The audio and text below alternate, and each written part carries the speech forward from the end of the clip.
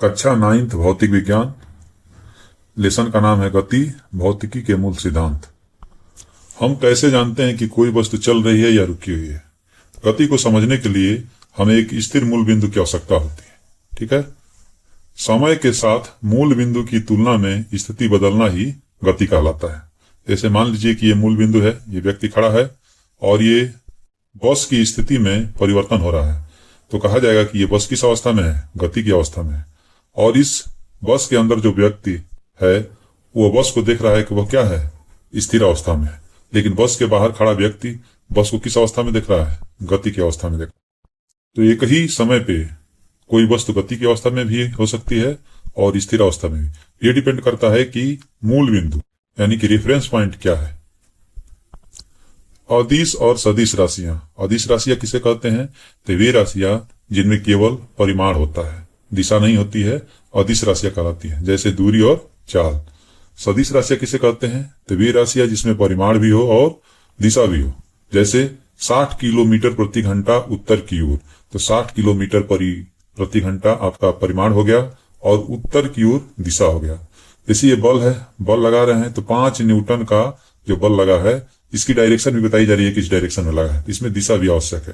उदाहरण में इसका विस्थापन हो सकता है, वेग हो सकता है, बल हो सकता है। दूरी और विस्थापन। दूरी किसे कहेंगे? मान लीजिए कि आपका घर है और आपको स्कूल जाना है, तो दूरी किसे कहेंगे? तो तय किए गए मार्ग की कुल लंबाई। ठीक है, ये रास्ता है, इस रास्ते में जितने तय किए गए मार्ग की कुल लंबाई है, यहां से लेके ये, इस पूरी लंबाई को क्या कहा जाता है? आप इस रास्ते से जाइए या इस रास्ते से जाइए, इस पूरी लंबाई को क्या कहा जाता है? दूरी कहा जाता है।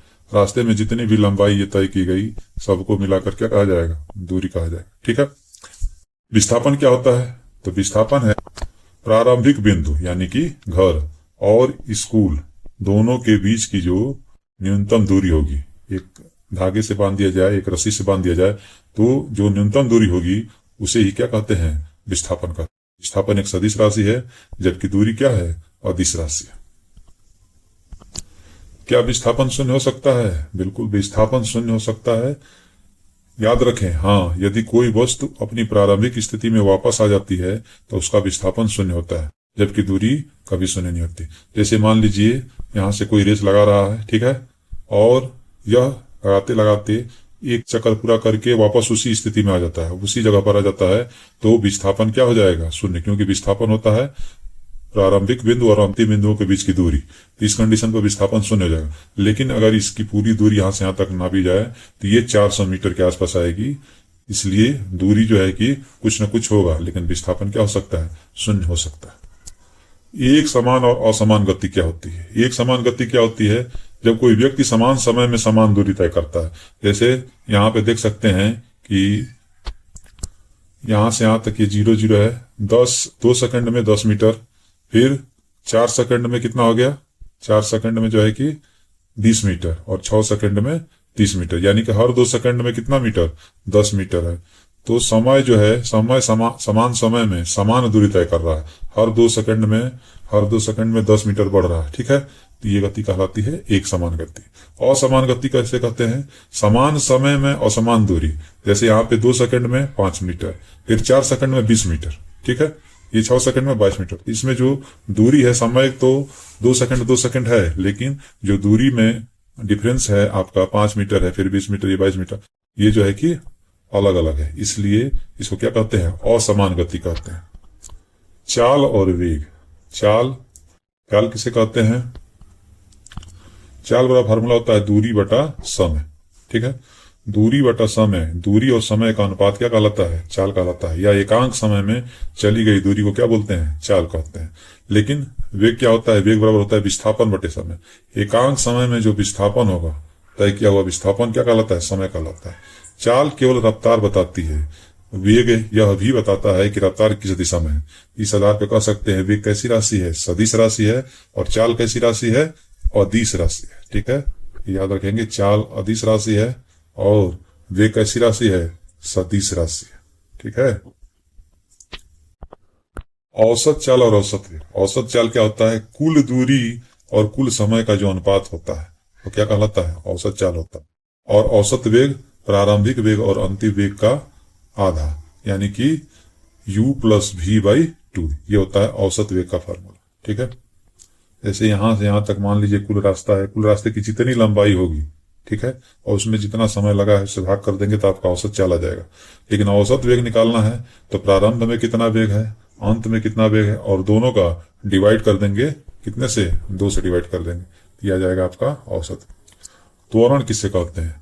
वेग परिवर्तन की दर, समय के साथ वेग परिवर्तन की दर को त्वरण कहते हैं। ठीक है, वेग में परिवर्तन, मान लीजिए कि प्रारंभ में वेग कितना है, u है, ठीक है, और अंत में वेग कितना है, v है, तो v माइनस यू बटे t, समय कितना लगा, t। ठीक है, ये त्वरण का फॉर्मूला हो जाएगा। जैसे यहाँ पे देख सकते हैं t 0 सेकंड, मैंने शुरुआत में चाल 0 है, 1 सेकंड के बाद चाल 5 मीटर पर सेकंड, 2 सेकंड के बाद चाल 10 मीटर पर सेकंड। ब्रेक लगाना एक तरह से ऋणात्मक त्वरण या मंदन कहलाता है। ठीक है, तो मंदन क्या होता है, तो जब ब्रेक लगाते हैं तो जो त्वरण होता है उसमें वेग घट रहा होता है, इसी को क्या कहा जाता है, मंदन कहा जाता है। और जब एक्सेलेरेटर या त्वरण बढ़ाते हैं तो ये धनात्मक त्वरण कहलाएगा, मतलब वेग बढ़ रहा है। ठीक है, तो किसी भी कार का वेग बढ़ रहा है यानी कि त्वरण क्या है, धनात्मक है। ठीक है, और वेग घट रहा है, ब्रेक लगा रहे हैं तो वेग घट रहा है यानी कि ऋणात्मक त्वरण, जिसको मंदन कहा जाता है। जब वेग समय के साथ घटता है तो त्वरण ऋणात्मक होता है, जिसे मंदन कहते हैं। देख सकते हैं ये कार में वेग बढ़ रहा है, वेग बढ़ रहा है यानी कि धनात्मक त्वरण, यहाँ स्टॉप लिखा है यानी कि अब रुकना है तो ब्रेक लगाना पड़ेगा, यानी कि यहाँ मंदन होगा। दूरी समय ग्राफ, ठीक है, दूरी समय ग्राफ, ये देख सकते हैं दूरी और समय के बीच में ग्राफ खींचा गया है। ढाल जितनी अधिक होगी चाल उतनी अधिक होगी, ये ढालान पर बनाया गया है। ठीक है, अगर इसका ढाल और बढ़ाएंगे तो चाल और बढ़ेगा, ढाल और बढ़ाएंगे चाल और बढ़ेगा। ठीक है, ढाल नीचे की तरफ करेंगे जितना ही कम करेंगे, ठीक है, उसकी चाल उतनी ही कम होती जाएगी। ठीक, और बिल्कुल जो है इसको समांतर कर देंगे, ठीक है, ऐसे, तो इस कंडीशन पर चाल बिल्कुल शून्य हो जाएगी। चाल शून्य हो जाएगी यानी कि वह गति नहीं कर रहा है, किस अवस्था में है, स्थिर अवस्था में। ठीक है, ये इस कंडीशन पर ढाल जो है कि बिल्कुल शून्य है, यानी कि यह कार किस अवस्था में, स्थिर अवस्था में, चाल शून्य है। और इसमें जैसे जैसे 1 सेकंड हुआ 1 मीटर दूरी बढ़ी, 2 सेकंड हुआ 2 मीटर दूरी बढ़ी, 3 सेकंड हुआ 3 मीटर दूरी, यानी जैसे जैसे समय बढ़ रहा है वैसे वैसे दूरी बढ़ रही है, तो इसको एक समान गति कहेंगे।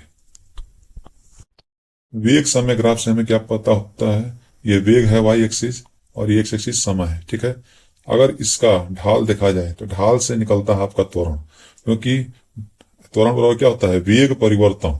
त्वरण बराबर होता है वेग परिवर्तन। वेग में मान लीजिए यहां से यहां तक कितना परिवर्तन हुआ, वेग परिवर्तन बटे समय अंतराल। ठीक है, ये बिंदु हो जाएगा, मान लीजिए यू है, ये वी है, तो ये वाला दूरी हो जाएगा वी माइनस यू, और ये समय हो गया टी, तो v minus u by t, समय से भाग कर देंगे, तो ये त्वरण हो जाएगा इसका ढाल। ठीक है, लंब बटे आधार, जिसको कि टैन थीटा भी बोलते हैं, जो ढाल होता है टैन थीटा लंब बटे आधार। और इसके बाद विस्थापन कहते हैं, इसके नीचे का जो भी क्षेत्रफल है, ये समलंब चतुर्भुज है, इसका अगर पूरा क्षेत्रफल निकालेंगे तो रेखा के नीचे का क्षेत्रफल क्या निकलता है, विस्थापन। क्यों, क्योंकि विस्थापन क्या होता है, वेग और समय का गुणनफल। वेग इंटू समय बराबर क्या होता है, विस्थापन। वेग इंटू समय बराबर क्या आ जाएगा आपका, विस्थापन। डिस्प्लेसमेंट का ये या एस से भी डिनोट करते हैं। अब आता है आपका गति का समीकरण। गति का समीकरण में u क्या होता है, प्रारंभिक वेग, v क्या होता है, अंतिम वेग, a क्या है, त्वरण है, t क्या है, समय है, और s क्या है, डिस्प्लेसमेंट, विस्थापन है। ठीक है, यह समीकरण तभी लागू होते हैं जब त्वरण a एक समान। ठीक है, एक समान त्वरण a रहेगा तभी ये लागू। गति का प्रथम समीकरण जो होता है, ठीक है, v बराबर होता है u प्लस ए टी। ठीक, मान लीजिए कोई कार है, यहाँ पे उसका प्रारंभिक वेग v u है और अंतिम वेग, ठीक है, v है, और वह t समय में a त्वरण से गति कर रहा है, तो यह समीकरण हमें बताता है कि एक निश्चित समय t और त्वरण a के बाद वस्तु का वेग v, अंतिम वेग v क्या होगा, तो v के लिए फार्मूला होगा v बराबर u प्लस ए टी। यानी कि इसमें 1 2 3 4 राशियां हैं, इसमें से 3 राशियां कोई भी दी रहेंगी, आपको चौथी राशि निकालनी है।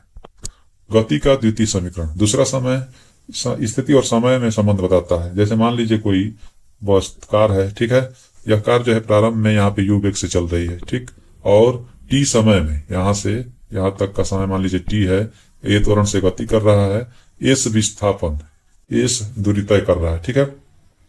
तो एस वाला फॉर्मूला हो जाएगा एस वाला UT plus half A T square. यह गति का द्वितीय समीकरण होता है, यानी कि यहां से यहां तक कार्य की दूरी ज्ञात की जा सकती है। अब इसमें आप मान लीजिए कोई और भी दिया है, एस दिया है, यू दिया है, ए दिया है, तो टी निकाल सकते हैं। इसमें भी 4 राशियां हैं, 1 2 3 4, तो इसमें भी कोई 3 राशि दी रहेगी तो चौथी राशि निकाल सकते हैं। गति का तीसरा समीकरण है वेग स्थिति से संबंध बताता है। यह समय टी, जब समय टी नहीं दिया गया है, मान लीजिए समय टी नहीं दिया गया है, तब प्रारंभिक वेग और अंतिम वेग, त्वरण और दूरी के बीच संबंध निकालने के लिए फार्मूले का प्रयोग करते हैं। प्रथम समीकरण में और द्वितीय समीकरण में टी दिया हुआ, लेकिन तृतीय समीकरण में टी नहीं दिया है, तो यहां से v स्क्वायर बराबर हो जाएगा, यू स्क्वायर को उधर कर देंगे तो यू स्क्वायर प्लस 2s, या 2s बराबर लिख सकते हैं v square minus u square. एक समान वृत्तीय गति क्या होती है, ठीक है। जब कोई वस्तु वृत्तीय पथ पर एक समान चाल से चल रही है, मान लीजिए कि ये कृत्रिम उपग्रह है, ठीक है, और एक समान चाल से पृथ्वी का चक्कर लगा रहा है, चाल समान रहती है लेकिन दिशा बदल रही है। देख सकते हैं यहाँ पर डायरेक्शन इधर की तरफ, यहाँ पर डायरेक्शन इधर की तरफ, ठीक है, अलग अलग बिंदु पर डायरेक्शन यहाँ पे चेंज हो रही है, ठीक है। यहाँ पे दिखाया भी गया है, यहाँ पे इस डायरेक्शन में है, इस बिंदु पर इस डायरेक्शन में है, अलग अलग बिंदु पर डायरेक्शन इसकी चेंज हो रही है, ठीक।